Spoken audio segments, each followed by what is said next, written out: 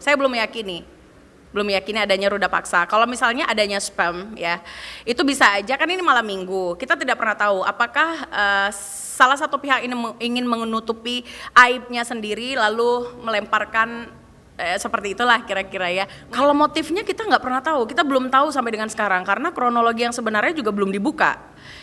Di 2016 saja dalam BAP, yang pertama itu sudah salah duga. Dari pihak kepolisian mengatakan itu kecelakaan tunggal. Lalu kemudian ada tragedi yang selain dari kecelakaan tunggal. Artinya kan kita harus tahu pasti. Dan berdasarkan apa? 8 tersangka ini ditangkap berdasarkan apa? Apakah hanya katanya atau ada bukti konkret?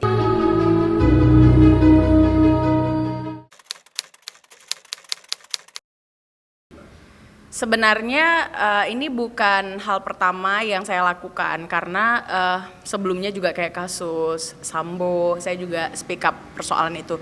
Jadi kalau misalnya mengenai tentang ketidakadilan yang dirasakan satu golongan gitu, saya pasti speak up gitu Mas. Dari 2016 sampai 2024 artinya 8 tahun ada korban atau keluarga korban yang merasa mendapatkan ketidakadilan gitu loh dari penegak hukum kita.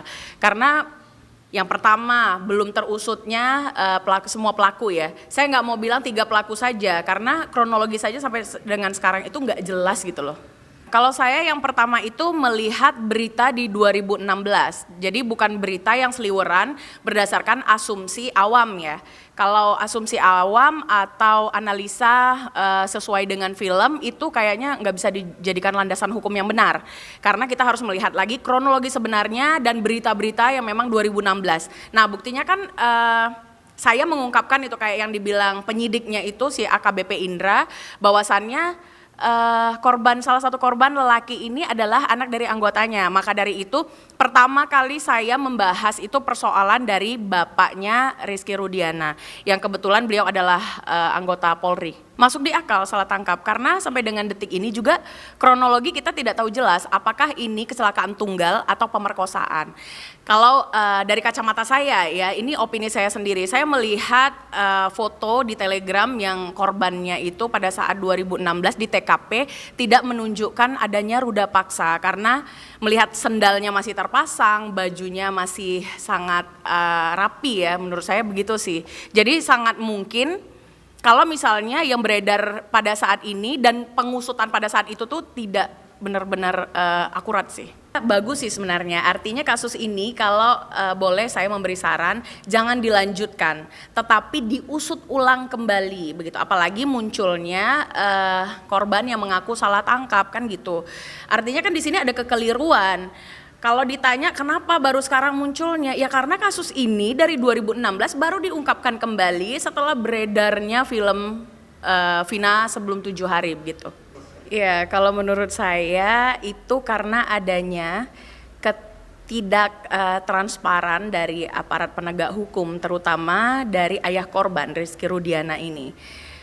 Apa yang terjadi gitu loh, sehingga beliau bungkam, bahkan beliau muncul di media baru-baru ini dengan mengatakan bahwasannya stop mengusut kasus ini. Sementara di lain sisi korbannya tidak hanya anak dari beliau, tetapi juga ada korban Vina yang wanita. Keluarganya ini sampai dengan detik ini menuntut untuk mendapatkan keadilan serta melibatkan netizen. Apalagi sampai diangkatnya sebuah film gitu loh. Artinya semua masyarakat Indonesia terlibat sekarang. Maka penegak hukum harus transparan di sini. Bisa jadi. Saya berpikirnya begitu. Ada rekayasa atau kekeliruan atau juga asal-asalan daripada yang menjabat pada saat itu. Yang pertama bisa jadi kalah malu karena telah asal-asalan dan keliru. Yang kedua bisa jadi ada seseorang yang dilindungi di sini. Atau yang ketiga juga barang bukti itu sudah tidak ada. Karena kan 2016 itu kan tidak se-booming ini tuh. Jadi mereka ya udah sih siapa sih yang ngelihat begitu kali ya. Ini barangkali, saya masih menduga juga seperti itu Mas. Kalau saya ini kan ada banyak orang yang ada beberapa oknum yang seolah-olah peduli padahal mereka ini memang ngepro ke salah satu instansi ya. Jadi kalau misalnya ini bakal terungkap atau tidak, saya tidak yakin akan terungkap. secara 100%. Tapi kalau diusut, dilanjutkan kembali, ya pasti kita tidak menemukan titik terang yang sebenar-benarnya. Karena ini harusnya diulang, diusut ulang begitu loh. Begitu Mas, direka ulang. Kalau saya masih tidak melebarkan kasus ini, kalau saya lebih terstruktur gitu. Jadi saya juga dari awal itu membahasnya adalah ada apa dengan ayah dari Eki. Seperti itu, sampai dengan beberapa hari setelah saya angkat, beliau muncul, bersuara. Begitu juga bukti-bukti yang lain kayak gitu. Jadi saya tetap tidak mau melebar dan menuduh orang-orang yang mungkin cocok logi gitu. Saya nggak mau. Saya mau ini terfokus sehingga ini ditangani dengan benar. Tidak kemudian penegak hukum akhirnya hanya memuaskan keinginan netizen saja dengan menyebutkan nama tersebut, kesurupan tersebut. Sebenarnya yang sekarang dilakukan itu kan nama dari Egy itu kan muncul karena kesurupan gitu loh. Sedangkan kerasukan ini siapa sih yang bisa membuktikan untuk hukum positifnya begitu loh. Paling saya memantau dulu karena kemudian ada netizen yang tidak puas dengan analisa saya gitu karena mereka mungkin pengennya yang mereka mau yang terjadi begitu kan. Tapi saya kalau udah melebar saya kerucutkan lagi begitu aja terus ya saya tetap konsisten sesuai gitu loh. Netizen biasa ya beda opini gitu. Kalau mereka itu masih meyakini adanya ruda paksa, tapi kalau saya tidak begitu. Padahal boleh saja kita berpikir dari beberapa sudut pandang sehingga ini bisa menjadi acuan untuk menganalisa kejadian yang sebenarnya. Saya belum meyakini adanya ruda paksa. Kalau misalnya adanya spam ya, itu bisa aja kan ini malam minggu. Kita tidak pernah tahu apakah salah satu pihak ini ingin menutupi aibnya sendiri lalu melemparkan seperti itulah kira-kira ya. Mungkin nanti netizen bisa berpikir. Kalau motifnya kita nggak pernah tahu, kita belum tahu sampai dengan sekarang karena kronologi yang sebenarnya juga belum dibuka. Di 2016 saja dalam BAP, yang pertama itu sudah salah duga dari pihak kepolisian mengatakan itu kecelakaan tunggal. Lalu kemudian ada tragedi yang selain dari kecelakaan tunggal. Artinya kan kita harus tahu pasti yang mana yang sebenarnya terjadi dan berdasarkan apa. 8 tersangka ini ditangkap berdasarkan apa? Apakah hanya katanya atau ada bukti konkret yang seperti CCTV atau percakapan media online atau apa gitu. Kita kan pengen tahu. Karena masyarakat sudah terlibat, maka kalau saya pengen tahu dulu duduk perkaranya seperti apa. Kenapa 8 tersangka ini kemudian dinyatakan sebagai tersangka? Begitu. Saya kurang percaya karena tidak ada penggerebekan yang ditampilkan oleh pihak penegak hukum. Begitu. Masih tanda tanya, iya masih misteri karena juga belum berbicara. Ditangkapnya seperti apa, jangan-jangan nanti munculnya udah bonyok. Kan kita nggak pernah tahu gitu loh. Ditangkapnya di mana, prosesnya seperti apa kan kita harus tahu gitu loh. Palingan dalam waktu dekat ini kita melihat dulu nih yang katanya Egy tertangkap itu buka suara. Lalu kita lihat nih keterlibatan apa yang dilakukan oleh bapaknya Eki gitu.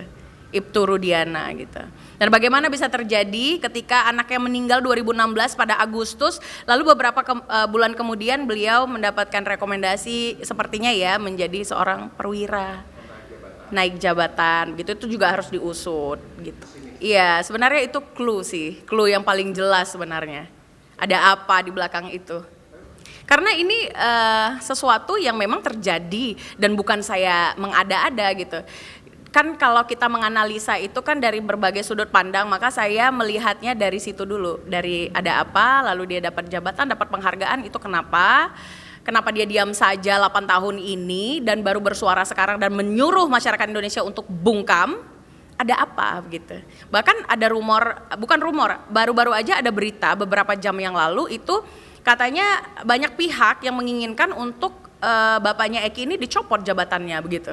Artinya kan tidak mungkin dari semua opini itu tercetuslah bahwasannya jabatannya harus dicopot, ada apa gitu. Belum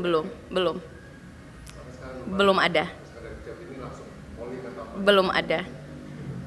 Saya rasa pihak penegak hukum atau siapapun itu akan paham bahwasannya saya ini adalah seorang aktivis dan influencer yang mengangkat isu sosial politik.